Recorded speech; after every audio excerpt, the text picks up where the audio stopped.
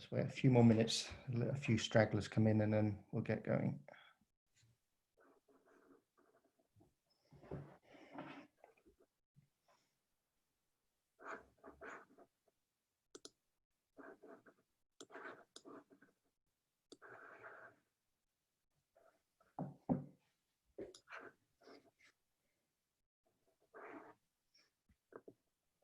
I like what you've done with the title here, with the exercise.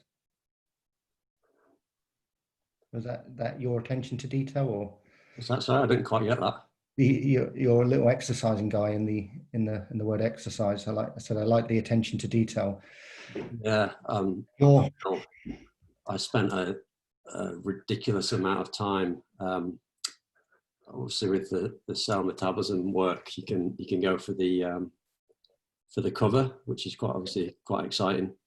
And I spent at least a day and a half trying to come up with, and they were so bad, but it meant purchasing a couple of stock pictures of people running. Yeah. So I will try to make use of them at any opportunity. Yeah, well, if you've gone to all that work, why not? I just try and do the same, but I'm just not that good at it. I was saying to actually David, his slides just look amazing all the time, don't they? Absolutely, it's very, yeah. very intimidating. You must have a team of people working on them. But listen, I'll kick off just so we can try and finish on time. Good evening, all. Hope you're well. Just to recap, my name's Richard Mackenzie. I'll be hosting, I think this is the 7th talk in the series of invited lectures on nutrition and exercise physiology and metabolism. Just a quick note to say I hope you're all doing well and holding up, getting back to some form of normality given lockdown is starting to ease. Just saying to Martin that we're back in the lab, so we're running some analysis, which is really nice. But this evening, and just to introduce you, we are joined by Dr. Martin Whitham on a talk on extracellular mediated tissue crosstalk during exercise. Martin is a very modest scientist, so not got a long spiel about him, but at the moment he is a senior lecturer, researcher in exercise metabolism at University of Birmingham, as well as a senior research fellow at the Institute of Pharmaceutical Sciences at Mosham University. Hopefully I pronounced that correctly, in Australia. Before this, Martin took up a sabbatical. I think he mentioned it was a 10-year sabbatical at the Barker Institute in Melbourne in 2007 with Professor Mark Fabreau, before being offered up a senior research fellowship at the same institute in 2009. He then moved on to Garvan Institute as a group leader in myokine biology in the diabetes and metabolism group in 2015. And during this time, and a bit before this, Mark's produced some really impressive work in understanding or improving our understanding of myokine biology, and published a really landmark paper in Cell Metabolism on EVs and their link to tissue communication during exercise. It's also published a number of other really impressive papers in some very high impact journals around the same area. So it's a real pleasure to welcome Martin, who's producing some of the forefront research in this area of crosstalk and exercise. Just before I pass you over to Martin, just to let you know that the talk will be on YouTube, all being well, if it records well, in the next few days. If you've got any questions like before, if you can just use the chat box on this on Zoom, and if we've got time towards the end, we'll put some of these to Martin at the end of the talk. Just a quick reminder, if you are able to unmute, please don't do that, and keep your video off so we don't cause any issues for Martin when he's trying to give his talk. So without any further delay, I'll pass you over to tonight's speaker, Dr. Martin Whitham. Thank you, Martin. Thanks very much, Richard. Just to check, mate, I don't see a record thing on my screen. Have you got it on yours, just to check? I do, yes. Yeah. Great. Thank you so much for the kind introduction and indeed the invite to speak. It's certainly been a bit of a relief to see some of these talks from really accomplished speakers. I'm not going to dwell on that too much, so I don't get too nervous. But yeah, you've had some world leaders give some great talks, and it's been some great respite from from some of the things that have been thrown at us in terms of trying to get people and students graduated and more of a focus on teaching and that sort of thing. This is also the first talk I've ever given wearing slippers as well, so what a privilege. So yeah, as Richard mentioned, my talk is going to focus squarely on extracellular vesicle mediated crosstalk during exercise. It's a relatively new concept that I find really exciting, quite intriguing. We don't, as I'll try to explain, there's a lot of questions that come out of some of this data, but hopefully I can summarize it and spark a bit of discussion and thought around the subject. Okay, so it's been a major focus in my recent career, but in actual fact, I was working on vesicles kind of unbeknownst right at the start of my career. So when I finished my PhD here in Birmingham, I took up a lecturing position at the University of Wales, Bangor, now Bangor University. And as you can see, we published a few papers that focused upon heat shock protein 72 in the context of exercise. And yeah, it's very straightforward work. We had volunteer humans on a bike. We take samples from an indwelling catheter, pre-stock standard. And as you can see, the HSP72 concentration is increased in circulation with exercise, particularly if you stimulate the adrenergic system with the administration of caffeine. But really, the way in which this work is linked to what I've been doing more recently, and it kind of links intertwined in my career, is that around about the same time, a good friend and colleague of mine, Graham Lancaster, had visited and started to work in the laboratory of Mark Fabre over in Melbourne, and published this nice paper showing that the way in which HSP72 is secreted from a cell is possibly mediated via an exosome. So yeah, throughout my career, I've sort of been suggested to work and have a look in a bit more detail on vesicles, and but it's not only really the last sort of 5 or 6 years that I've been able to do so. That said, it's a quite difficult area to work in. There's a lot of confusing nomenclature in the literature, and I'll go into in just a second why I think that is. But generally speaking, I'm referring here to what we could just use the generic term small vesicles. They're about less than 300 nanometers in size that we're focusing on here. And there are maybe two major types that we're focusing on here. First of all, we have what we call microvesicles. These shed from the plasma membrane, sometimes called shedding vesicles. And we also are interested in the more commonly characterized or commonly researched exosomes.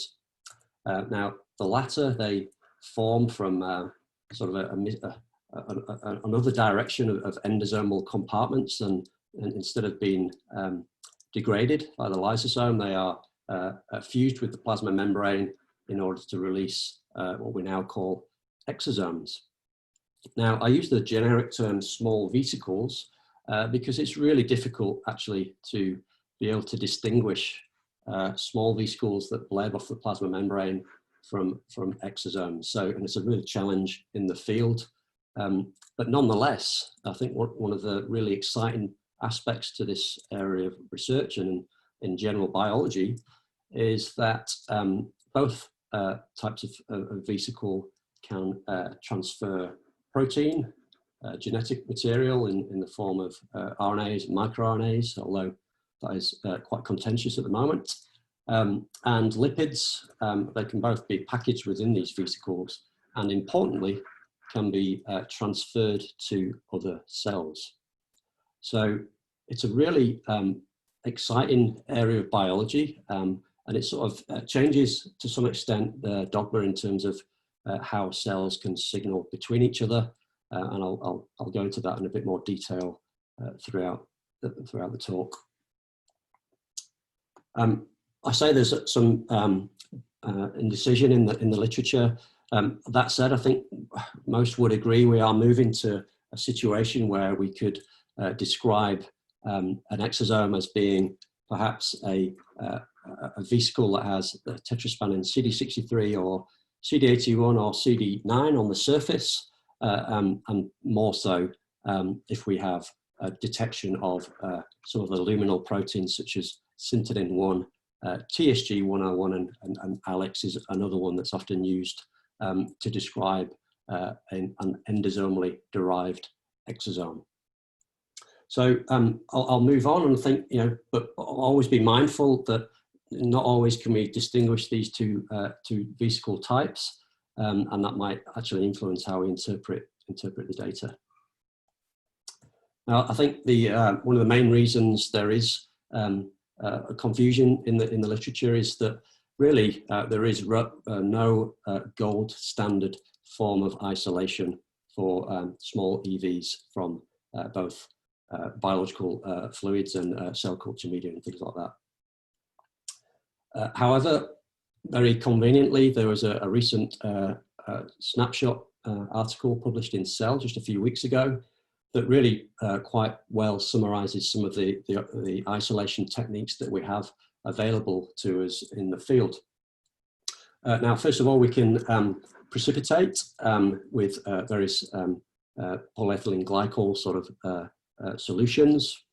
Very straightforward. You add the solution to your sample of interest, spin the sample down, and then you hope that you've got some of your vesicles of interest in the pellet. Similarly, quite straightforward again, we can use these centricon filters that hopefully isolate based on size. But I think, as the figure suggests, these simple ways to isolate vesicles, they do co-precipitate larger vesicles, such as apoptotic bodies, sort of larger microparticles, and protein aggregates in there. So there's quite a lot of contamination in there when we might be, we want to have a focus on the smaller type of vesicle. However, recovery is quite high. Slightly less higher recovery, we have techniques such as size exclusion chromatography, and the most probably commonly used differential ultracentrifugation. And yeah, you'd probably argue they are slightly more specific in isolating small vesicles over the aforementioned techniques, but we are still for sure co-isolating some contaminant plasma proteins, for example, in the case of differential ultracentrifugation. And also we might be suffering from some lipoprotein contamination, particularly from plasma samples when we use SEC. Again, getting a bit more specific, we can use density gradients, so we can layer our sample on a gradient of sucrose or OptiPrep, something like that, iodixonol, and that's taking advantage of the fact that vesicles have a specific density that we can try and isolate from other components. AF4 is a bit more recent approach that I'm not going to talk about a great deal, but is becoming more and more popular. And something that I might mention throughout is immunized precipitation. So as I mentioned, CD63, CD9 and CD81 are becoming more and more associated as being surface markers of small vesicles. And of course, if we have antibodies against those surface markers, we can use various beads and magnets to isolate these specific EVs. And again, there is a caveat with all of these isolation techniques because there's no gold standard. So again, we have to take that into consideration when interpreting the data. One thing I would say, the ones that are more specific, you really need to start with quite a large amount of starting material to have anything left to work with at the end. So some of the things like the unbiased proteomic analysis that we've done in our work, really challenging with some of these more specific isolation techniques. So again, something to bear in mind when reading these papers.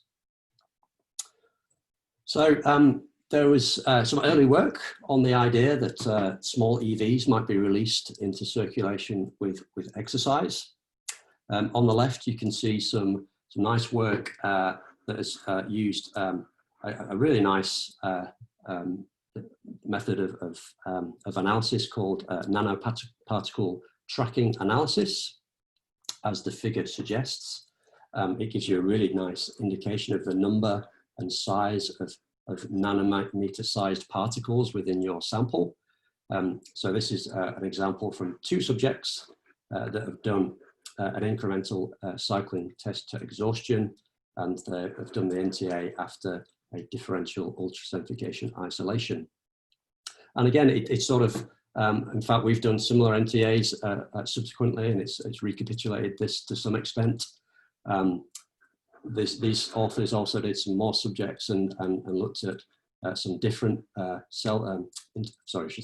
EV surface markers to indicate that there might be an increase in circulation. So flotulin-1, for example, is a lipid raft marker. HSP70 I mentioned earlier, as did TSG101. So again, we're trying to get an insight here as to perhaps these are small EVs that are released into circulation with exercise in a transient manner. On the right is another example of some early work in this area. This is with, as you can see, flow cytometry. So again, a relatively short test to exhaustion on a treadmill. They've added some density gradient isolation on top of centrifugation to get a more specific isolation of small EVs. And what they've done is stained in flow cytometry with various colors for alpha sarcoglycan, which they're suggesting here is a muscle-specific EV marker. And of course, you can combine that with things like CD81 to try and get a feel for the type of vesicle that they might be circulating in. And they came up with a quite useful sort of estimate that perhaps around about 5% of the circulating EVs might be of a skeletal muscle origin. So again, some really nice work to start off in the field. However, in the same way that isolation methods can be limited, flow cytometers, for example, can be limited in that the standard flows don't generally detect features less than 300 nanometers in size. You can get around that with some beads, for example. And I guess a criticism also of NTA is that it's really difficult to distinguish lipoproteins from EVs. They're roughly around about the same size. So it can be tricky trying to interpret this data without some sort of normalization to things like apolipoprotein A and things like that. However, yeah, I think a good start to suggest that EVs might be released with exercise.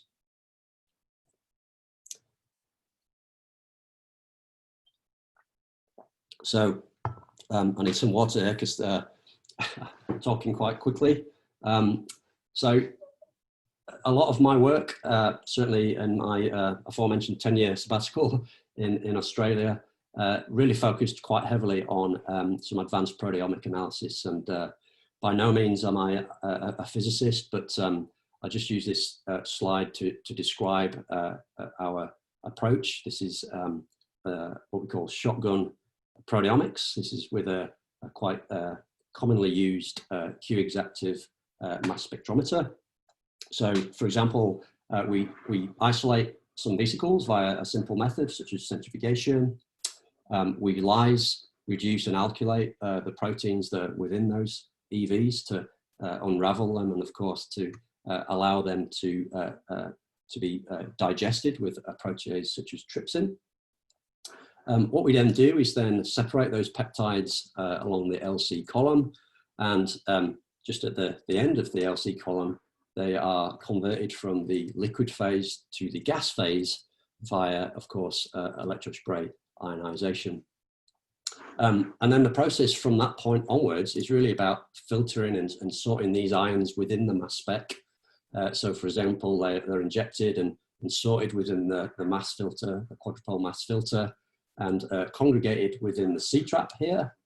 And then the real value here is that these ions are injected en masse into the Orbitrap analyzer, which determines what we call the MS1 scan. Now, in this format, there are much more complicated mass spectrometers available, and the speed at which this data acquisition is happening is getting quicker and quicker, almost by the month. But in this straightforward approach, we use the information from MS1 to effectively select the top, say, 10 or 20 abundant ions within that scan. They then congregate within the HCD cell, the collision cell, and that's where they are fragmented into fragment ions. We can then analyze those fragment ions themselves, and it's ultimately the difference in mass of those fragment ions that gives us our MS2, and that equates directly to amino acid sequence. So this is a fantastic approach, and there's a lot of optimization that goes at the start, and there's quite a lot of optimization that goes into method development of the actual acquisition, but ultimately gives a really good handle of the proteins that are present within our sample, in this case, within our EV lysates. Now, not only that, the speed at which you generate this information is getting quicker. The ways in which we can quantify this information is also getting more advanced. What I'm going to present to you today is using a label-free algorithm. It's somewhat more recent invention within the field.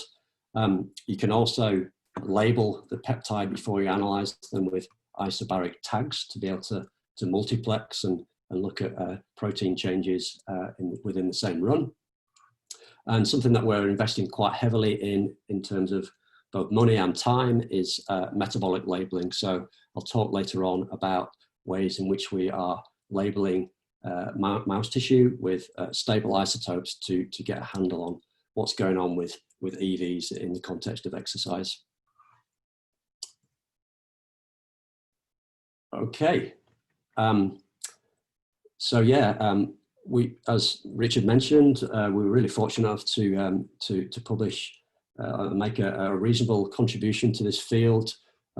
This was some work that was originated at the inaugural exercise metabolism meeting, the Cell Symposium at Amsterdam was the location, and that was a quite casual conversation between myself, Mark, whose lab I worked with at the time in Melbourne, and Eric, Benter, and Joran. And we, yeah, I think the guys in Copenhagen have got a justified, fantastic reputation for plasma and blood sampling during exercise. And round about the time when we got back from Amsterdam, we actually moved to the Garvan Institute, and of course that made me geographically much closer to David James and a really talented postdoc in his lab, Ben Parker, who really gave me an invaluable experience in doing this sort of shotgun proteomics in this lab here in the CPC at the Charles Perkins Centre in University of Sydney.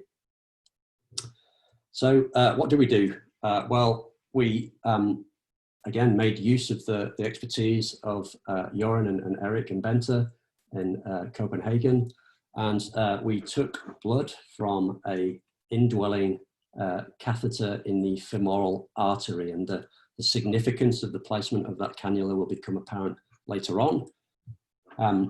We took samples pre, post, and 4 hours into recovery after around about 1 hour bout of exhaustive exercise. Now, our isolation method was quite straightforward and quite crude, and that's really important in terms of how we interpret this data, and so I'll explain in just a second. But one of the things that Ben Parker really contributed and really got us some fantastic data in this was to suggest that we, alongside our experimental samples, we run a reference proteome. So this was just some plasma that we pulled from various sources, and we're able to get a really, really deep coverage by doing a C18 reverse phase fractionation in 12 different fractions. And what that allowed us to do was create a really big bank of data with which we could transfer identifications of proteins from the reference to the experimental data, and it really improved our coverage of what we saw in the EVs.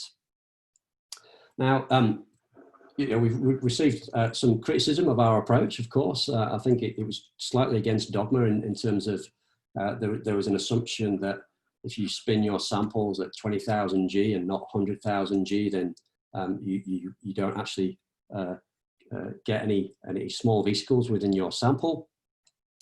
However, when you look at the data, well, first of all, we were really pleased with the coverage. We were quantifying about just under 5,500 proteins within EVs within the plasma samples.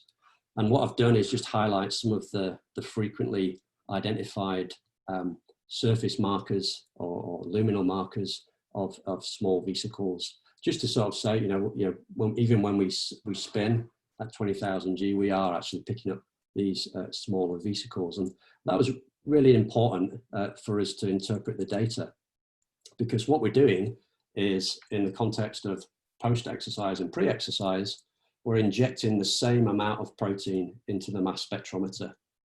So the fact that we've got a crude isolation is actually to our advantage, because what we do then, when we inject the same amount of mixed protein, so we've got some larger protein stuff in there, some larger vesicle stuff in there, some contaminant plasma protein in there. And what happens when we inject the same amount between rest and exercise is we see an emergence of proteins that are associated with small vesicles and exosomes.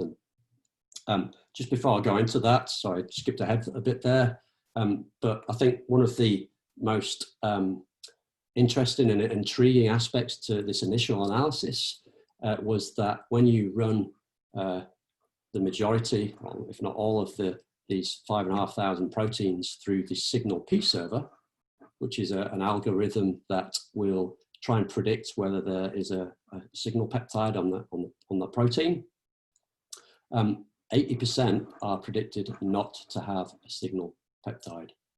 So again, it really sort of widens your appreciation that, well, first of all, we are getting a lot of vesicles within this particular sample, and also maybe vesicles provide a means by which cells can communicate not only extracellular proteins, but also proteins that aren't classically secreted.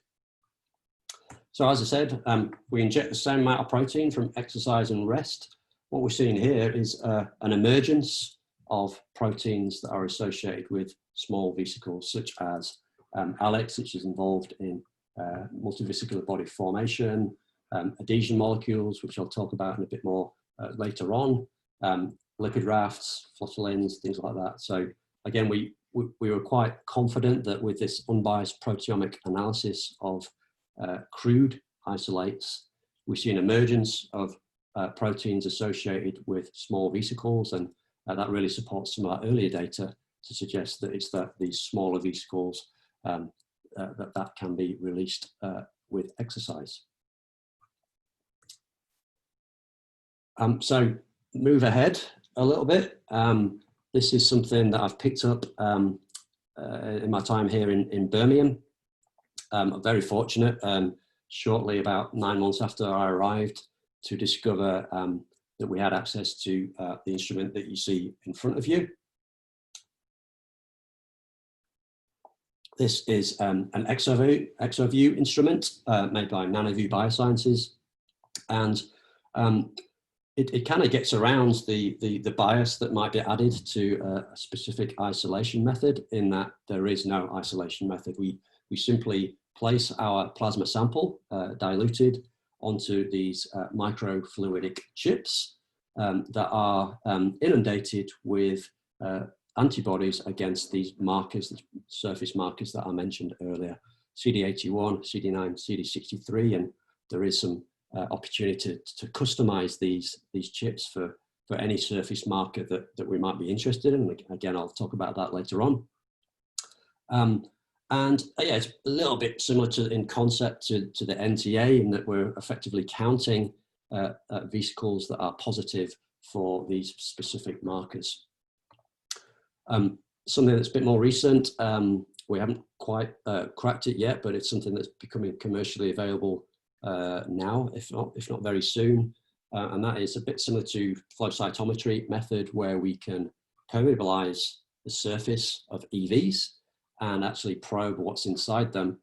So again, if we want to be really sure, perhaps, that we're dealing with exosomes, we might probe for some of these luminal proteins such as syntonin or ALEX, or probably more relevant to our work, if we have some candidates that we've identified via unbiased proteomics. This is a great way in which we could potentially validate the presence of these proteins within specific vesicle subtypes, to get a really good handle on where they're going and what they might be doing. So this is some work we've done, again, here in Birmingham. This is the collaboration with Sam Lucas, a PI here in Birmingham, who's got a lot of expertise in physiology. His PhD student, Sam Weaver, has worked with my PhD student, Hannah J. Parker, to effectively analyze CD9, CD63, and CD81 positive vesicles, pre and post one of his kind of fashionable high intensity intermittent training protocols. And as you can see, we're a bit low on power on the CD81, but by and large, this data seems to suggest, or seems to support our contention that small vesicles are released with an exercise bout, both high intensity stuff and also the prolonged steady state sort of stuff.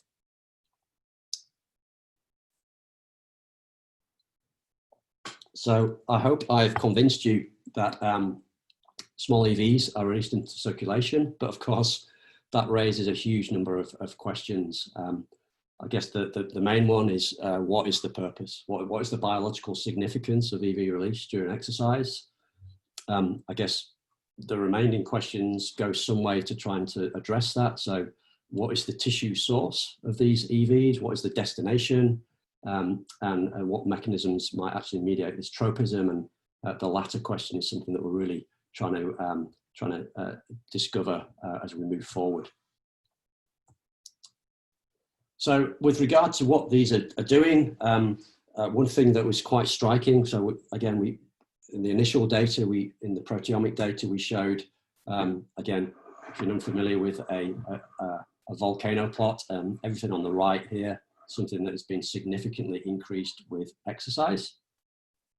And what I've highlighted are just a whole range of quite influential signaling molecules, kinases, receptor kinases, and things like that, which would perhaps seem to suggest that these things are being shuttled in order to have some sort of biological role in the cell that they end up in.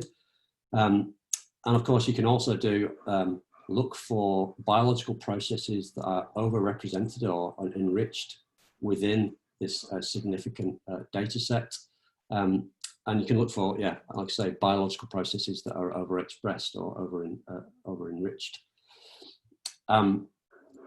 This is quite difficult data to show pictorially, but long story short, the bigger the letters, the more significant or the higher enrichment factor is. And I guess from a metabolic point of view, these series of talks are focusing on, of course, glycolysis is quite prominent here and something that we wanted to look at in a bit more detail.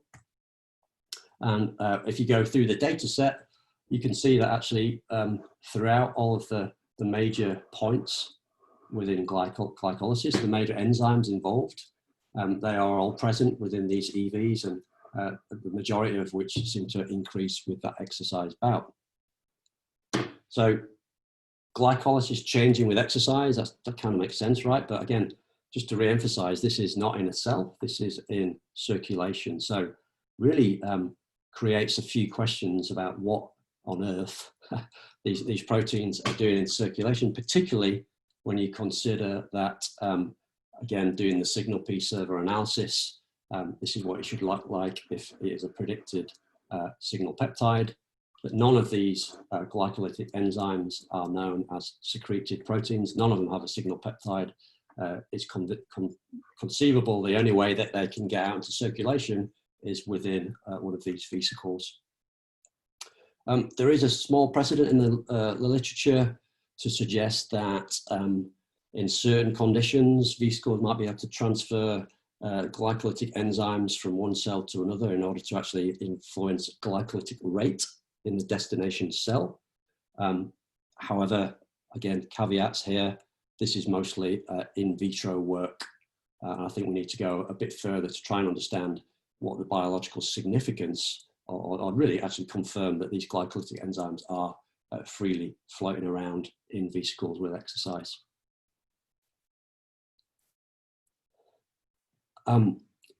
So this paper, again, is a really interesting one. It's not specifically related to acute exercise, but I thought I'd mention it because what we're seeing in the literature is more and more groups trying to understand the biological role of EV trafficking in certain contexts.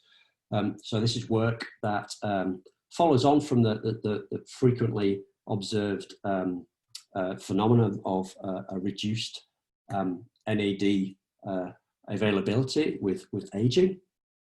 And this paper seems to suggest that actually, in addition to this drop in NAD availability in the cell, there's also a drop in the biosynthetic enzyme ENAMT in both mouse and human.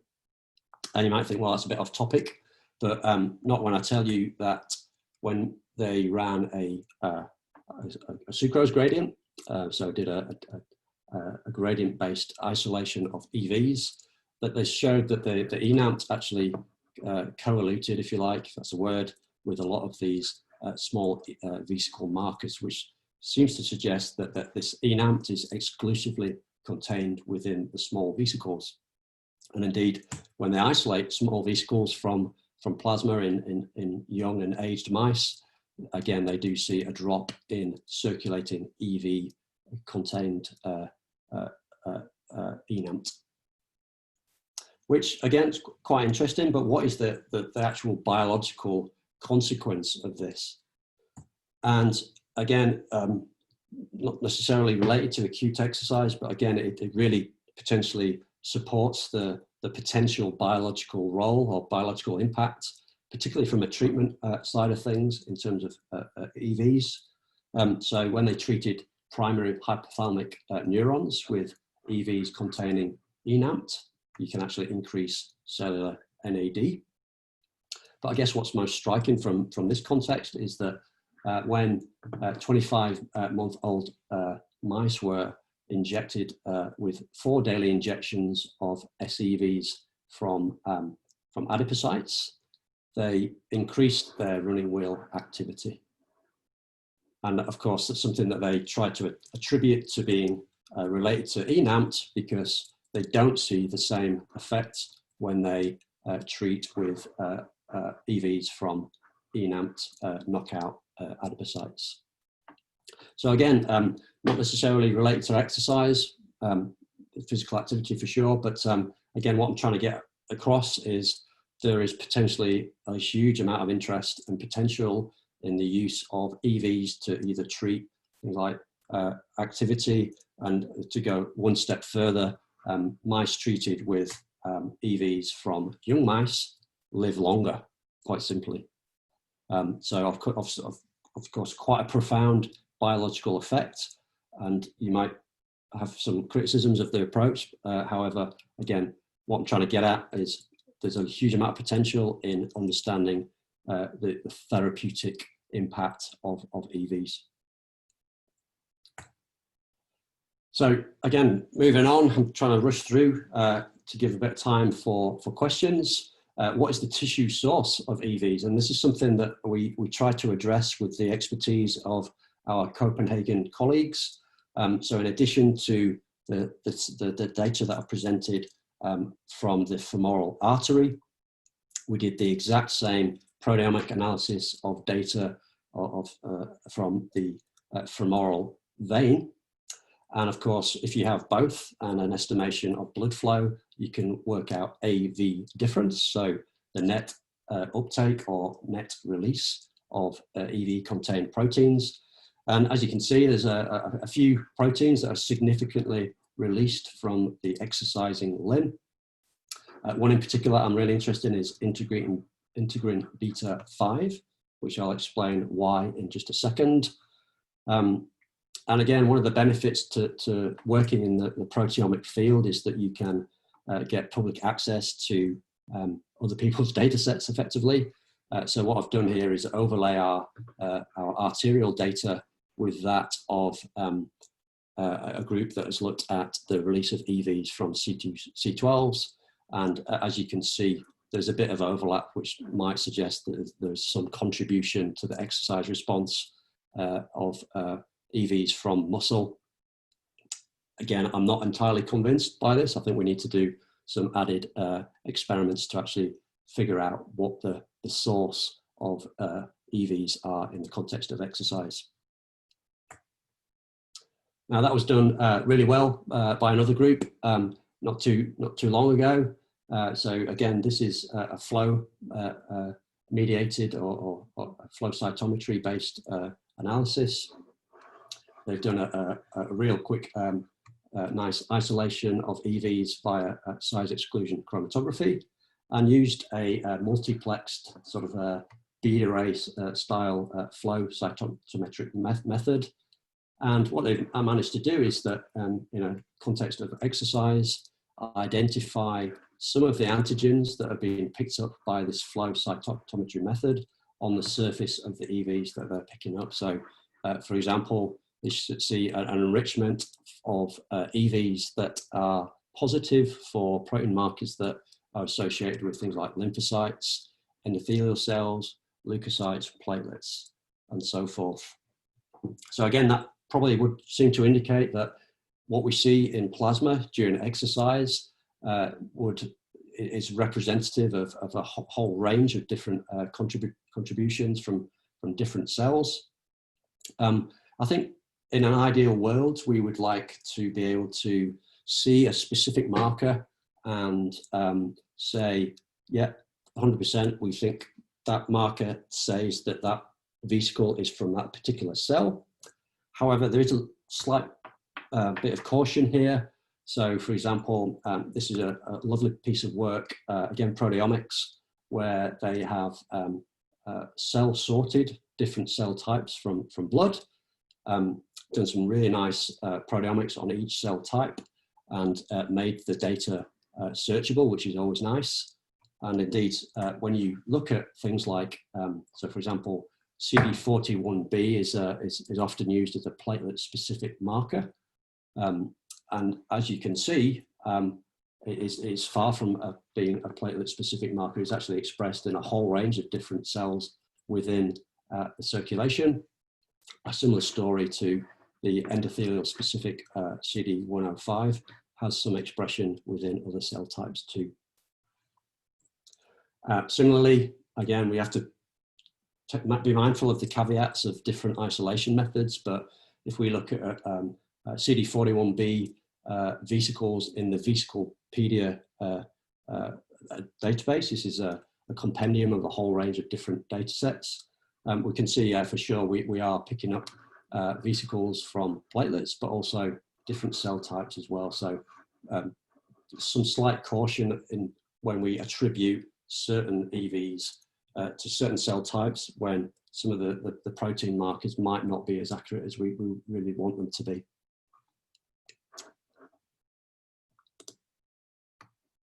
So what I'm going to finish up with is really something that we're investing a lot of money and time in at the moment, and that is what is the destination of EVs? Where do they actually go? And I think that is going to be really important in determining what the biological significance of this.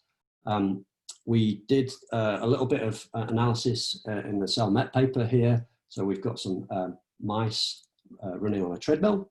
We isolate some EVs from the plasma using ultracentrifugation. And we use a lipophilic fluorescent dye called DIR.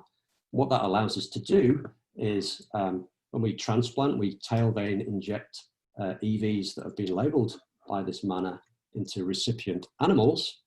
We can, with the IVIS, the intravital imaging system, actually look for fluorescence in various parts of the body. And as you can see, this was my first picture with the IVIS system.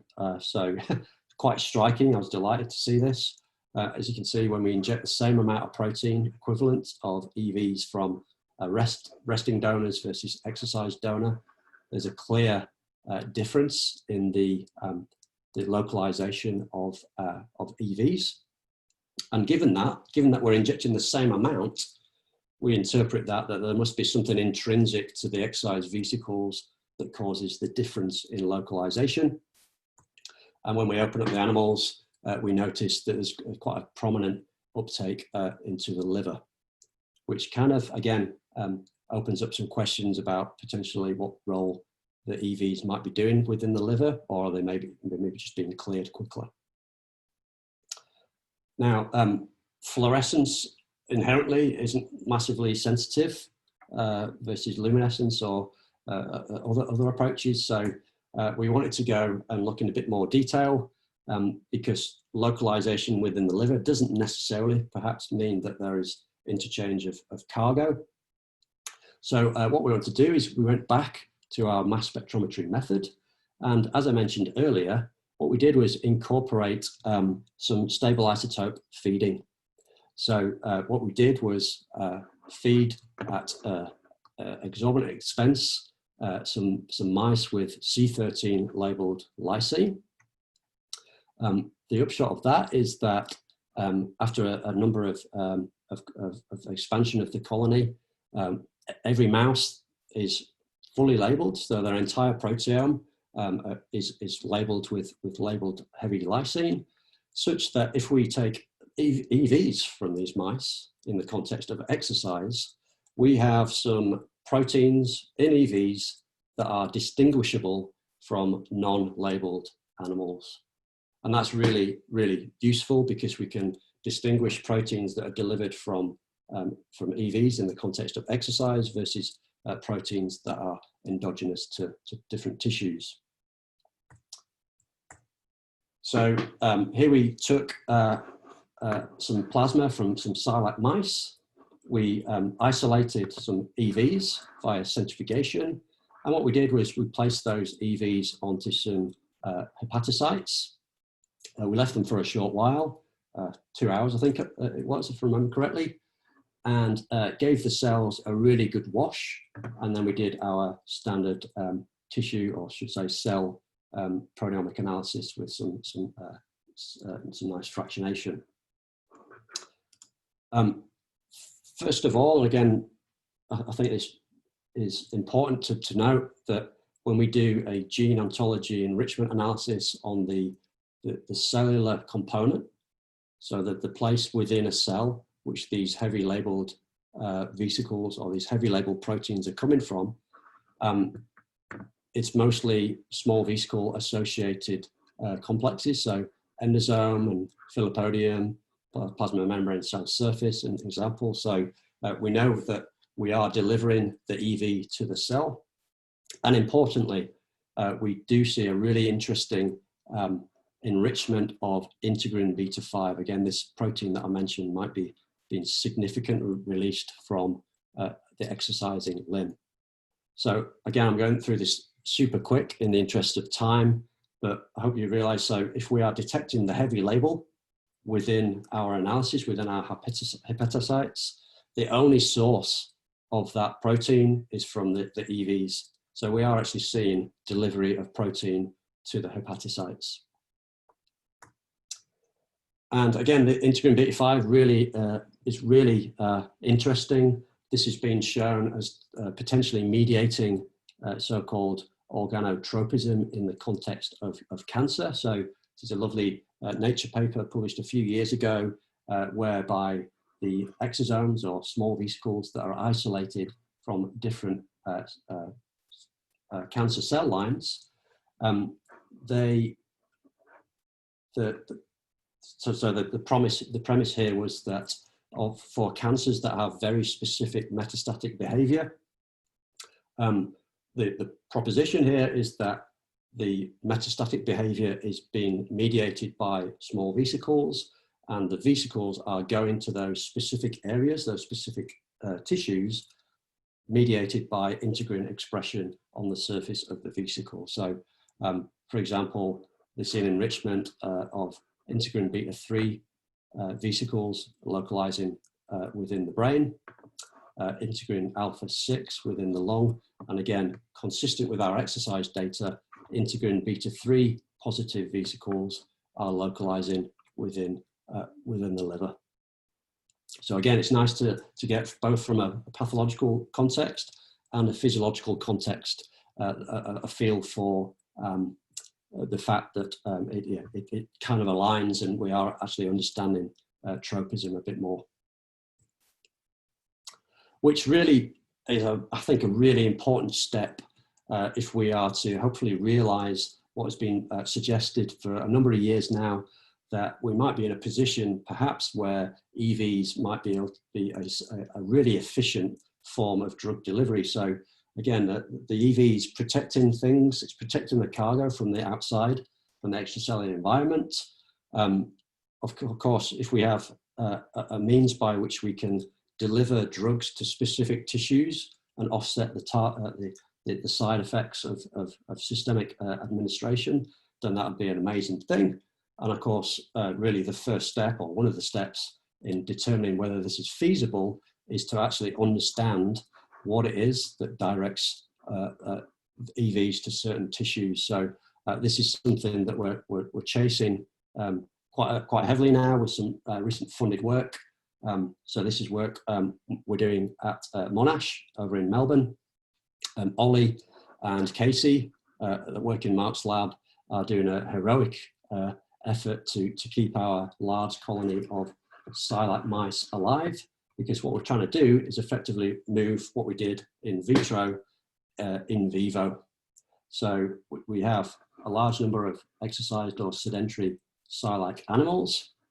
We isolate EVs via size exclusion chromatography, inject them tail vein into recipient animals, and then what we're doing is systematically screening each tissue for the presence of heavy label. Why are we doing that? Well, if there's presence of a heavy labeled protein, we know it's the EV that has delivered that protein. Well, of course, the benefit of the proteomics is that we know what the protein is, which we can try and infer potentially what it might be doing from a biological context. And similar to the integrin beta-5 work, perhaps there's a large enrichment of a specific adhesion protein that might give us a clue as to whether there might be a specific protein on the surface that might be mediating this effect. This is something like my last ever experiment in the Garvan before I left. I did this on one animal, so we have to throw a note of caution. It's just a single animal that's been injected with EVs taken from some pooled samples from Silac mice. I did some analysis of the brain and noted around about 11% of the proteins that I detected were heavy labeled, including some of the vesicle markers that I mentioned earlier, which would seem to suggest perhaps that we might be getting delivery to the brain. And of course, that opens up a lot of questions regarding delivery of EVs in the context of exercise to the brain, but also in a therapeutic context in models such as Alzheimer's and dementia. Moving forward, I think, again, just to hark back, I think this ExoView instrument is really valuable to sort of understand that there is a caveat with the isolation method that we use in the proteomics, but we've got a great system here to be able to validate some of the things that we might see being circulating with this ExoView system. So just very quickly, just thank some of my colleagues. Again, Mark, been a fantastic mentor for a number of years before I finished my, reluctantly finished my 10-year sabbatical. Casey and Ollie, I mentioned earlier, doing great work over at Monash. Lots of great collaborators and people who worked with me in Mark's lab at the Garvan. I mentioned the team in Copenhagen. We've got some other really influential people that were involved in the initial study in cell metabolism. Alex and George are really helping out with the NanoView Bioscience XOView work. Again, I mentioned Ben and David earlier. Thank my current collaborators and co-workers at the University of Birmingham, and I'll thank the sources of funding, which are very, very, very appreciated. And just, sorry, before I finish, I have a job going. If anyone's interested in any of this stuff, it's a research technician, grade 500 post. Great if you had any mass spec proteomics experience, but not entirely essential. It's a 15-month contract, and depending on the COVID-19 situation, there might be some travel involved to Australia if that's an incentive or a deterrent. So back over to you. Thank you, Richard. Thanks for again for inviting me. Great talk, Martin, as always. I think we just had a psychology student from Roehampton leave a comment, and it sort of mirrored what I wanted to say. You could have a habit and a good trait of being able to translate really complex techniques that you're running and others are running, and make it, you know, reasonably okay to understand. So that's something that's quite impressive and comes along. And obviously the technique, you know, and what you're doing is a cutting edge stuff. And as you know from previous conversations and chats, that I'm really interested in the, you know, the target origin of these EVs and the cargo, and, you know, the things that you're interested in, and it all sort of poses more questions every time I hear you talk. And so I'll pass over to a few people that have got questions, because obviously I can come back at you, you know, when we talk later. If I've got anything that's pressing, but I've got Mark Turner from Coventry University. He should be able to talk now, hopefully. Are you there, Mark? Yeah. Can you hear me, Richard? Yeah, perfect. Thanks, Mark. Awesome. Yeah. Thanks. Thanks for the talk, Martin. Hi, Mark. Hi. So my question was, if you'd managed to see any data, if there's anything out there yet looking at differences between disease populations. So, for example, people with diabetes or fatty liver disease, and do any of the profiles, if there is any data out there, do they differ? Do they differ between those populations? Do the EV profiles differ? And also, I suppose, on the back of that, does their exercise EV profile differ? Have I done it? No. It's one of the approximately 60 to 70 research questions that I'd like to address. There is a paper that has looked at like BMI and things like that, whose citation I can't quite remember off the top of my head. Not to be too critical, I think it's quite a descriptive study using some of the, again, we're always kind of handcuffed with some of these technological and methodological limitations that can sometimes put a barrier in terms of interpreting things. I think the XOView system that I mentioned earlier uses a really small amount of plasma, and it's the sort of thing that you could really quite quickly assess in a really large number of different contexts. And the lockdown came pretty bad time for everyone, I guess. But there are some plans to look at diabetic patients. We've got some stroke patients. Not so much in the context of the exercise response, but certainly circulating effects. And yeah, I mean, EVs are associated with a large number of pathological processes. So yeah, it's conceivable that the profile will be quite different in those populations. Cool, thank you. Thanks, Mark. A question from Francisco, I believe is at Bath University. So great talk, and she wants to know what you think the mechanism by which exosomes, EVs, fused with target tissue and different cells with different target tissues, given they don't seem to have snare proteins or similar fusion machinery. And the second question, do you think there are any specific target tissues? And I'm not sure what we mean by that, but the first point I think is quite a good question. Yeah, I mean, I think we're trying to get a better feel for that. There's a lot of clathrin and calveolin mediated uptake. There is some fusion occurring in certain cell types. Phagocytosis of the EV can also occur. What is quite intriguing is that certain cell types seem to have a heightened propensity to take up certain EVs from different originating cells, if you like.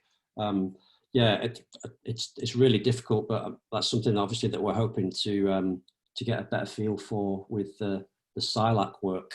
For sure, the cancer cell paper that I very quickly rushed through, the Hoshina paper in Nature, yeah, they made a strong case for cell-specific, so resident macrophages, for example, in the liver, were associated with a heightened interleukin beta 5 uptake of those EVs. So yeah, it's a real good question. I'm not sure the answers are quite there, but again, I think the closer we get to a gold standard isolation technique and being able to tag some of these vesicles and look at their uptake, then we will be getting some of these answers. I can't recall what the second question was, Richard. Yeah, I think I've got a handle on it. And do you think there are any specific target tissue? And I think you've highlighted it's a range of tissues in some of your slides, but the mice, I think it was mice work where you showed it, EVs heading towards the liver. You know, yeah, like I say, that is it's quite a quick and dirty. Again, fluorescence isn't massively sensitive in that context. We'd love to get a luminescent model to do this similar sort of approach. But again, I think the SILAC has got much higher exquisite sensitivity, so that is a much better opportunity for us to see. We haven't done that experiment yet. It'd be great to see heavy label in a whole range of different tissues in that context, and that would really open up the idea that EVs are going to a lot of tissues. And I guess the intriguing question is, are they actually having a biological role? And if you think about the systemic effects of exercise, the multifaceted effect of exercise, really intriguing to propose or hypothesize that EVs might be involved in that. Yeah, I mean, I think I've asked you this question before, but I'll ask it again just because I don't think maybe maybe I didn't understand the answer. But so if we go back to this, the data we've shown where glycolysis, or those enzymes and those proteins that are involved in glycolysis are probably, you know, they showed the most release in the EVs in terms of cargo. And you know, I think I've asked you the question before, if that's then mostly moving around to the liver as well as other target tissue. How do we know that it's these enzymes that are important in the target tissue, or proteins that are important in the target tissue? Or is it just that we're recycling, you know, amino acids to, you know, to repair the liver post-exercise? Because obviously exercise is a major stress, and so it's going to put quite a lot of stress on there. Other than the hypothesis that, you know, exercise, we know benefits of multiple different tissue types, and is, you know, has whole body benefits, not just local skeletal muscle benefits. Yeah, I mean, I have to say the glycolysis thing, it was a real head scratcher, but it's so prevalent in the data. A couple of things. So we are, the data is strong. We are sequencing the amino acid sequence of the peptide, and we get pretty strong data that they are actual proteins within the vesicles. I think mentioned in the discussion of the CellMet paper, you know, exercise is in many ways an energy crisis.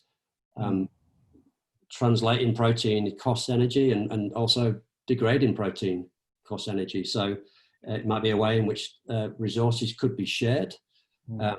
you know, why translate more hexakinase when you've got some somewhere else? But that said, again, we did try some experiments with some seahorse on hepatocytes, but again, dosage and things like that was so difficult to try and deal with.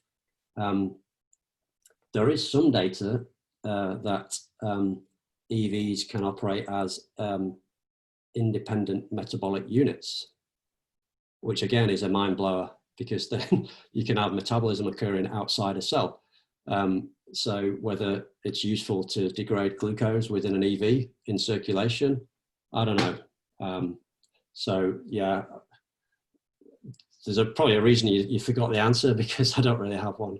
No, well, I think, no, that's pretty much where we got to, I think, but it just, we thought we'd finish it off in the pub, and I think we might have not, but yeah, it is some real head scratcher, and you know, that I hadn't even thought about the idea that potentially. Well, you know, one of the things that we're trying to do, Gareth Wallace, who you've had on this series, you know, he's got some great expertise in glucose feeding and things like that, and you know, one of the benefits of working in Birmingham is got a lot of different expertise in working with human participants and things like that. And he's got some nice samples that they're just sitting in the freezer ready to look at, where it's the same exercise bout in a fed or fasted state. And of course, glucose, glycogen availability, if it does actually change both the EV response or the amount of glycolytic enzymes within the EV, then that might actually provide some information about what the biological function is. Yeah, particularly those samples exercised as well. Yeah. But yeah, that sounds like it would certainly solve some of, or answer some of the questions. Got another question. Seems like a really good question, actually. It makes a lot of sense. Two questions. Do you think the injection place matters? Are exercise-induced exosomes labeled with DI are always absorbed into the liver regardless of injection place? So I don't think you've done that yet, have you? No, we haven't. Yeah, that there is potentially. I mean, for sure that there is an effect of injection place on non-exercise vesicles, for sure. That's some data that's been done. Of course, you might have a first pass of the liver, depending on where you inject. But I think something that some people often overlook about the liver data is, again, we're injecting the same amount of vesicle, so we've got 40 micrograms, which is a pretty high dose of rested vesicles, and the exact same amount of exercise vesicles, and the behavior of tropism is very different. So it must be something inherent to the exercise vesicles that's causing that difference, because there's the same amount of total vesicles and there's the same method of delivery. Again, we didn't get a huge amount of time to rebut some of these things in the paper, and this is one of the things that we got onto quite quickly. And but sadly, often once the paper's published, you kind of forget about it. But yeah, that's a completely valid point. It'd be great to do. In fact, there's something we'll probably incorporate into our in vivo work in the SILAC mice. And the second part for the question, is there any reliable skeletal muscle derived EV marker or markers? I don't know. Again, it's really tough. It's really tough. Alpha sarcoglycan has been proposed, but I mean, there are some really useful. I mean, a lot of the times authors sort of suggest this without really providing. They'll have a citation that sort of supports that, but then when you look at that work, it doesn't really suggest that that protein is specific to muscle. There are very few. We're getting a good handle now with these really large studies that do really high-end proteomics on multiple tissues at the same time. There are very few proteins that are actually uniquely expressed in certain tissues. We've just got some new funding, really really pleasingly from Wellcome Trust for one of our students, I think Alex is on the call, to develop means to tag vesicles in muscle. And hopefully that will give us a much better idea. If we can tag that vesicle and pull it down and do proteomics on those vesicles, then we'll be in a position where we can actually characterize muscle specific EVs a bit better than sort of just assuming that a specific protein is specific to it based on, you know, you get a nice a blot with it when you do a Western. Right, thank you. I think in the interest of time, I think we'll probably have to close it there. We ran over a little bit and people are sort of leaving us. So I think unless anyone's got any other questions, I think we'll bring it to a close. Oh, actually, Martin, I do have one more question. I'm sorry if I missed it. If anyone wants to leave, obviously you can do, but you mentioned integrin beta 5 and you said you'll come back to why that you think that's important. But I must have missed that part. You know, I was sort of dealing with questions as all the way through the talk. So apologies if I missed it, but can you just remind us why that's important or why you think that's important? Yeah, I think it's so it just kept coming up in all of their analysis. So in the initial analysis, it's a protein that's released significantly with exercise. In the AV analysis, it's a protein that's released from the exercising limb. In the SILAC data that we did with hepatocytes, it's a really strongly enriched protein that is delivered from EVs to hepatocytes. And so that sort of gave us the idea that integrin beta 5 might actually be mediating tropism to the liver. It's something that's been suggested in the context of cancer and metastases. Again, we chased it hard. We generated a few different models to try and test that hypothesis. Didn't quite get it within the time that we had. But actually, Nanoview are developing a integrin beta 5 specific chip for me for us to be able to look in a bit more detail about what's going on with this surface protein, and perhaps it might be mediating that tropism to the liver that we keep observing. Yeah, interesting. Yeah, sorry, that's all. I've got a few questions, but I think I'll leave it there. Thank you again, Martin. Really good to hear you talk. Awesome stuff again, and I look forward to seeing more of it in the near future. And I'll pass on the details of the job. I mean, if I was a bit younger, I might take up the opportunity to go back to Australia. But yeah, not sure I can at the moment. But really good to see you, buddy. Thank you again, and thanks for everyone who joined. Cheers.